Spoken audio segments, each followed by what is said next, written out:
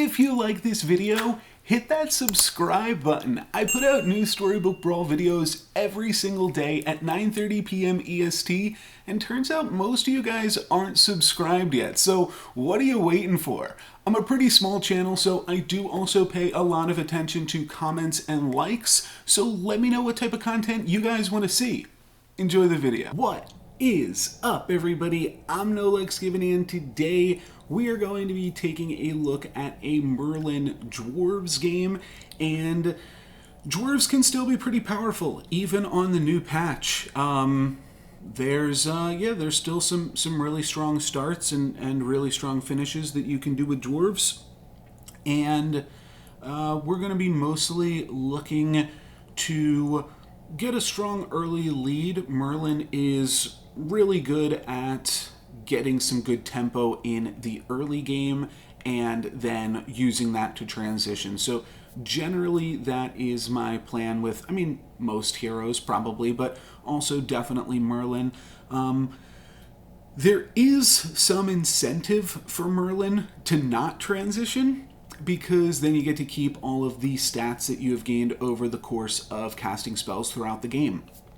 But Cinderella is a great early pickup on Merlin, and combining that with a Baby Root also seems great. Could lock Madman plus Black Cat, that is also a totally fine combo, but I don't think that I wind up doing so here.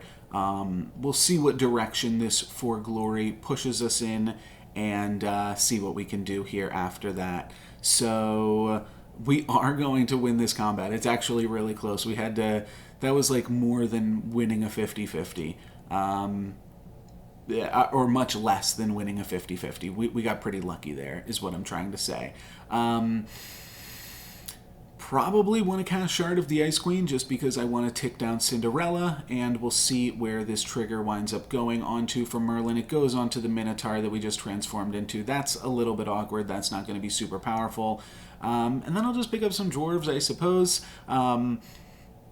I think that the Crafty is like a little bit better because we're picking up a pair, and it's also a little bit better because we are close to finishing this Cinderella. So for that reason, I think that the Crafty is fine here and better than like the 3/3 Goat, for instance. The Crafty is also, it's a 2/2, it's not a 1/1 anymore, so it just makes it that much more comfortable to be able to pick it up at this stage in the game, and it winds up working out pretty great as my opponent has double Madmen both in the back line. So pretty easy combat there, and Fanny is a huge reward for us because we'll be able to take this Fanny and support both of these tinies. Do think I want to go for the magic research before that happens, and I'm going to cast it on the Crafty. I think that is the unit most likely to be sticking around on this board, and then I will just play a golden chicken, and we'll frontline the Minotaur so that way nothing in the front row has 2 health, and that way it doesn't all die to an earthquake or something. But I also don't mind having some stronger units in front when we were playing against Pup. That way we can get through whatever's in the front line, and then our back line can just deal with the supports if that is what my opponent is running. So yeah, I think that this is a pretty decent start. We are going to get that Cinderella treasure next turn, so that will pump up the Crafty, it'll pump up the Cindy, and then it'll also give us a Merlin trigger as well. So we're doing pretty good on the current board. Here we go. Like I said, just want to be able to take down these frontline units, and then our small guys in the back line can clean up the rest. So that is totally fine. I do have the tracker on. We'll probably have the tracker on for most games here going forward. And this is a pretty clear Mix-a-Wazzle onto Cinderella. Let's see what we get in both capacities. It turns into a pig, and we've got a lock chest, needle nose daggers, or bounty board. I'll just take a lock chest. That seems fine for now. And now Crafty is a 5/5, and we've got a prized pig for this turn. So I like that as well. What are we looking for? What do we need? Well, Fanny seems really good. We'll be able to double support our Dwarves now. Probably means we move Crafty into the center, and I could just sell this golden chicken and pick up a lucky as well. I also kind of like the Wish Upon a Star because we're pretty strong. So Yeah, I think that I'm going to sell the golden chicken, purchase the lucky, move some things around so that we are just more appropriately making use of our stats. Looks like I am going to go for the tinies being supported. Okay, yeah, I like that much better. The crafty, and then at that point I actually cut the other tiny and just play the minotaur. And then do I lock for the wish upon a star? I'm actually not going to.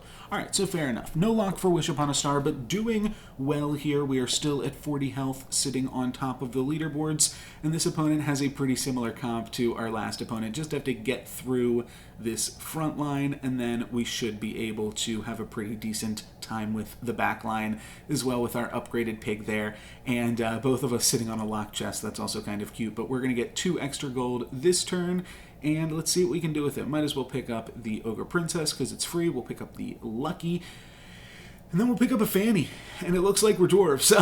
So we also have the chance to grab Ring of Meteors here.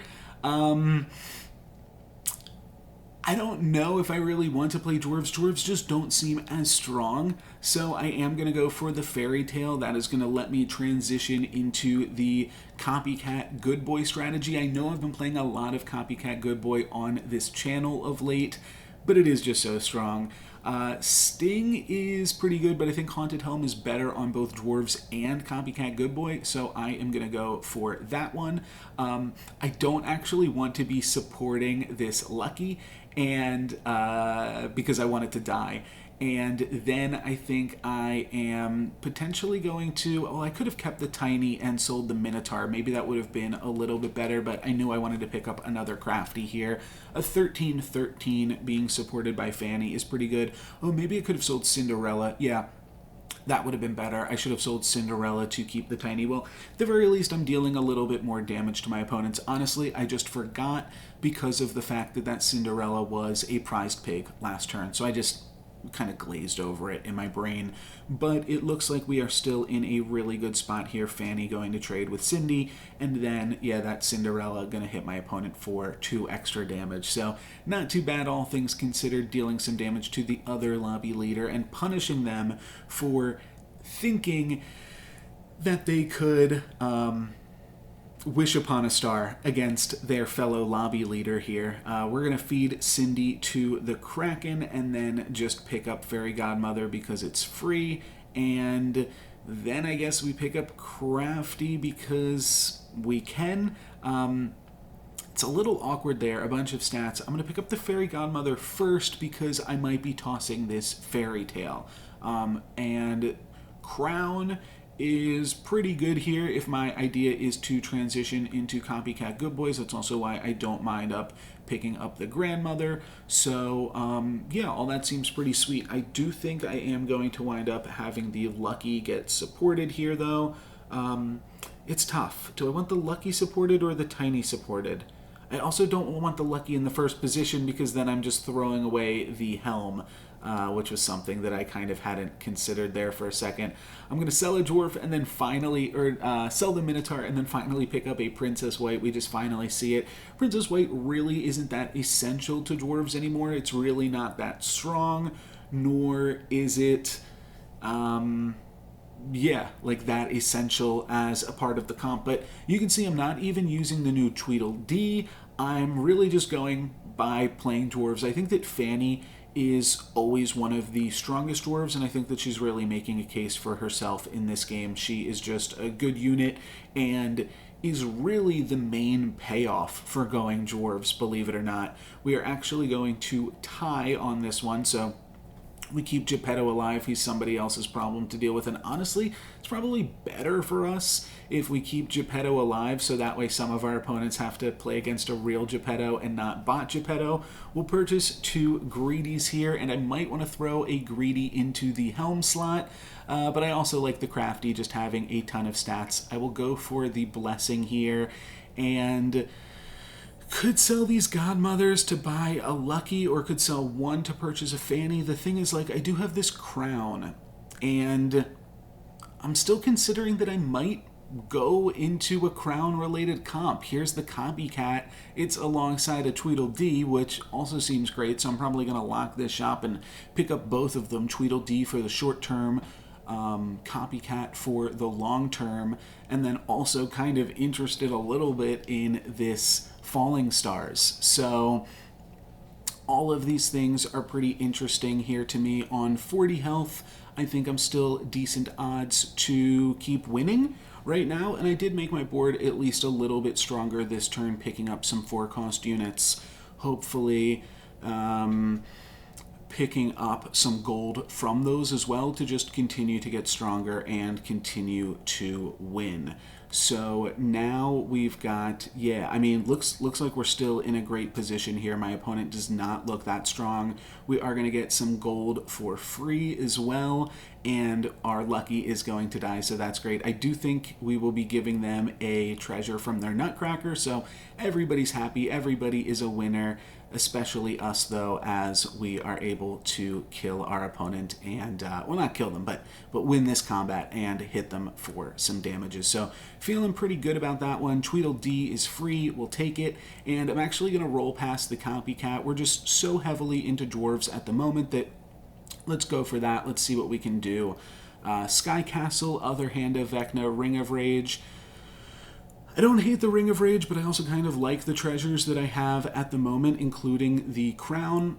I also don't mind just skipping and taking the gold. Rolled past a doubly there. I think that was unintentional. But I also am like already using all of these, all of my slots, all of the slots with Fanny is what I mean to say. Like, I don't really have too big of a use for it. And then we see another copycat. We also see another lucky. This is all really tricky. I think I do wind up picking up the lucky here because I'm so close on the Cinderella. Move the greedy into the helm slot. There's no like guaranteed solution for right or wrong. I'm gonna go for blessing here before the turn's over. I think at this point, partially just trying to get the treasure from Princess White as well, and I think I probably just missed the doubly, to be totally honest. I think that I just didn't notice it there. So Tweedledee's going to respawn as a 1621. Could also be putting that in the helm slot, like I said. That would give us like a 2631 instead. It gets +10/+10 on the resummon, but not too bad, all things considered. This is a really awkward combat, though. We actually wind up losing to the Medusa, which just gets a whole bunch of attacks, but I'm not super concerned. We only took 5 there. Now are we going to transition into mages? Well, I don't think so. We are just going to pick these up because they're free. And here we see 2 dwarven options. I do think I will probably take the doubly at this point and find a way to put that into the comp. I do think Fanny is better for now, though. So we'll grab this. Oh, we are going to grab the doubly. Let's see. We can grab a tier 3 treasure. None of these are that good. The Sting is kind of cute with the Tweedledee, but I'm still hanging on to this crown. I'm still holding out hope. I know that we are huge right now as a result of the dwarves, but I'm probably going to want to transition into Copycat at some point. I think I've just been making sure that I have been playing a strong enough board. I do really like this spell, though. That seems sweet. What am I going for here? Sorry, I'm a little bit confused. Oh, I see. Going for Turkish Delight, and I'm selling off everything else because I want to try to get the Merlin's trigger onto the board. Okay, that makes sense. I was like, why am I selling everything? And now that I have a doubly, because I finally picked up one of those, interesting here, the Ghost has a good boy. They went all in for a good boy, and even have a Robin Hood too. So they were doing some really interesting stuff. But now that I have a doubly, I really want to try to get my Merlin triggers onto that doubly. So that is kind of the plan here, and why I sold a bunch of stuff. I was like, wait, what the heck am I doing on that play? Rotten Apple Tree seems fine. It's just a free gold. Could go for the Merlin's test on the doubly. That's +8/+8 plus potentially the Merlin's trigger. But I think now is the time where I really want to start focusing on transitioning. So now I am finally going to just be rolling for some copycats. Could go for the True Love's Kiss on the Rotten Applewood. it's fine. It's a defendable pickup. And now here is really like the decision point. Do we pick up this angry? Do we go into dwarves, or do we just say no? We're going to transition into the best comp in the game and just take our lead and allow it to work for us in other ways. So go for the Beauty's influence here. That seems totally respectable. It means that we can, it doesn't really mean that we can keep around the Princess White. I was thinking like in the old comp, you used to keep around Princess White, but now she loses all of her stats, so not too good. But we did get a Merlin trigger onto Copycat, so now we can level up, find a good boy, find some other good units, and we should be in a good spot. And we did buy some XP this game as well, so we are in like a pretty decent spot overall, and I think looking good to take this game. Getting some extra gold here as well because of the greedy, so we love to see that, and that is just going to give us more gold to try to find Good Boy. So that's the plan. Good Boy it up on the next turn, and we'll see what we can do. I wonder what will happen if like we get triple Copycat and Dwarven Forge is an option. I don't believe that happens in my review of the game. I know that we wind up tripling the Copycat pretty quickly here. I think we roll and then we triple it. And I suppose we do want to like sell this doubly and then just buy and sell these other things. They are good units, so maybe we'll even keep them around. But yeah, we wind up tripling the Copycat, and I don't think Dwarven Forge... Okay, yeah, Dwarven Forge is not an option. We can take Fool's Gold, which means that we no longer have spells, which is kind of awkward as Merlin, but it's going to just give us a lot more gold to try to find Good Boy. And then I get handed 2 Lordys, and you can see that's what I even named this clip in my own Eternal Files here. Yeah, I just get handed 2 Lordys, and I really thought I was going to be transitioning this game. Turns out we're playing dwarves. So there you go. It is not just about dwarves getting you to the late game. It is about dwarves getting that W for us. Unfortunately, we did sell the doubly, and we sold some other things, but I think that we are still really strong here, and these Lordies are going to pump up the greedy even more, which means that we are just going to have a bunch of health. I look a little bit silly for keeping this crown for so long, but with double Lordies, I am not feeling too silly. We are going to be able to take out Geppetto here. Most likely, I'll feel pretty silly if Geppetto kills us after we let them live on the previous combat. So yeah, we'll see how this one goes. Everything gets a whole bunch of stats. And yeah, these stats aren't close. Yeah, they were able to take out our Tweedledee, so like good for them. And here comes a plus 22, but even a plus 22 is still going to give them a unit that's strong, or that's weaker than all of our units. They will get a free Court Wizard attack and a bunch of 9/9s, but I really don't see this being enough. All this is going to do is give me some more money from Greedy getting attacked. So yeah, pretty commanding lead there. Wasn't super concerned with Geppetto. They just hit 6 this turn, but they spent a trash can to do it, so didn't have that much gold. We could pick up a Tweedledee here. That seems good. Tweedledee isn't as good with just like the passive stats from Lordy or the one-time stats from Lordy. You really want like a static ability is what you'd call it in Magic the Gathering. There's another Copycat. We're probably going to find a Good Boy or something sometime soon. But at this point, I think we are probably just sticking with dwarves. There's a doubly, though. Doubly could probably go in for this Lucky, because we don't really need more we don't need more gold. We're really just looking for trying to get some more stats right now. As I say that, I pick up some more gold, and then I'm kind of punished with an angry in the next shop, and then a Good Boy there. But clearly we're not taking the Good Boy at this point. We are hoping that the Horde Dragon takes out the Mrs. Claus, and then we are hoping that we can take out the Horde Dragon shortly after. I guess it is good to go for greedy on this turn. I should potentially even put in the lucky on this turn because we are playing up against the ghost. So that was probably a decent amount of my consideration there. Earthquake means that we're going to get even a little bit extra coin plus a bear summoning portal. So yeah, that was the idea here. Get a little bit extra gold from the greedy, and I got 2 extra gold from it, so it didn't actually cost me that much. It did cost me that angry that I was unable to purchase, but we're gonna have a ton of extra gold, 4 from the Fool's Gold plus a bunch more. That should hopefully let us roll enough that we are able to find a third Lordy and potentially like throw the Arc in or something like that. Echo Wood seems like a great use of our gold here though. Let's sell this upgraded copycat. So sad, hasn't done anything for us. Put in the Echo Wood, and now we are just rolling for Lordies, and I guess I will take another Echo Wood. If I could get an upgraded Echo Wood on this turn, that could be sweet. I'm switching over to Tweedledums so that way, or Tweedledees, so that way we can have a bunch of actually useful stats here. And let's roll. Really would love Echo Wood or Lordy. We've got like 1 or 2 more rolls to get there.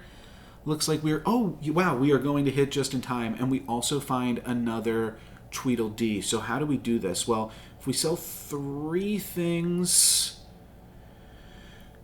yeah, so I guess I'm going to sell the Fanny. I guess that's fine. Still get a little bit more gold, and then grab Phoenix Feather. There is the Arc there, but we don't have, after selling the Fanny, we actually can't play the Arc, and then I'm going to lock for Tweedledee plus potentially Greedy. Really just Tweedledee, though. Locking for that, as we are a spellless Merlin player for so long now. What do they have? They've got Mimic, Drac, Sabier, Sword of Fire and Ice. That's not that strong. They also only have 1 good unit. You do have to remember we are putting a lot of pressure on this lobby by honestly winning pretty quickly. So this is looking great here for us. We've got the Phoenix Feather if our Echo Woods go down, but they're not going to go down. We're just going to hit our opponent for 11 down to 14, and now we can pick up this Tweedledee, grab a 4-cost treasure. I guess Deck of Many Things could be better than Fool's Gold, but I'm just going to skip. This way we have additional gold that we get to make use of this turn. I do think that I should be picking up the Angry here. We are going to need another Dwarf. Looks like I'm going to say no, though, and we actually grab an Echo Wood. At this point, I'm probably grabbing whatever treasure we can find here. Ivory Owl is really sweet with Lordy. It's really good with Echo Wood, and it's really good with Doubly. And then I'm just going to buy a Dwarf and probably buy this Blessing because of the fact that we are not going to be able to purchase anything if we just roll. So a little bit awkward here. You do lose some stats on Lordy when you don't play a full board. So we're only giving all of our Dwarves plus 20 plus 20, 4 times 5. So that'll give Doubly plus 40, and then 20, 40, 60, 80, 120. The Echo Wood will get 240 and go up to 243. Plus, everything is getting some stats from the Owls, so the Echo Wood gets a little bit stronger. It's nice to have the Owls and the Lordy. It means that the Echo Wood is always going to be what gets Phoenix Feathered, and honestly, still looking pretty strong here with such a strong Echo Wood. Echo Wood also just randomly gets a buff from the Tweedledees when those resummon, so that is going to be enough to win this combat. Not enough to kill our opponent, but enough to put them down to 4. Here we will roll. We're just basically looking for any Dwarf to slot in, and honestly, Doubly is a pretty good one. That's going to mean another... Well, so now all of my Dwarves are getting plus 24, plus 24, so that's 100 for the non-Doubly Dwarves, and then 100 for the Doubly Dwarves, and now it's going to be even different because it's a triply. Probably just skipping this treasure here, and then rolling for 1 more Dwarf. Oh wow, it's another Doubly. Okay, so we can calculate what everything is getting. Everything is getting plus 24, plus 24, so like I said, that is 100 on the non-Doubly Dwarves, and then that is plus 125 on the doublies and triplies, and then actually, it's all of that minus 1, 2, 3, 4, 5, 6, 7, 8, 9. So we're 9 short of 225, so that is 216, and that means that Echowood is going to get 432 plus the owls, but this will be over 500. Or close to 500 after the owls trigger happens. I was a little bit short there, but I was right on that Echowood math. You can go back and pause the video. We were right there, and yeah, I mean, Cupid's a good idea, but we're just way ahead of this. Their Cupids are actually too big. They're killing things. The Cupid's going to get pretty close. We're going to get down to just this Echowood here, but you got to remember it's a 600 health Echowood at this point. Plus, I've got the Phoenix Feather as a backup. So they really needed to scam the Echowood and then also scam with the Cupids. But once you put the Echowood in the front line, it gets so much harder to snipe that. Anyways, this was Dwarves. This is what happens when you just get handed some Lordys after you set yourself up well for a Dwarves game before that. Really, the main Dwarves card is Lordy. You can see most of these units, all 4 of these doublies we purchased in the last moments. The Tweedledee we didn't have until that end game, and then we were able to find the Echowoods really easily. We were able to find the Lordys really quickly, and that gave us some strong treasures as well. But a really weird game, I think, all things considered, because I really did think that I was going to transition away from Dwarves, but when life hands you Lordies, just make some Dwarf aid. So there you go. That's going to be it for me for this one, guys. Thank you very much for watching. I'm NoLucksGiven. Peace.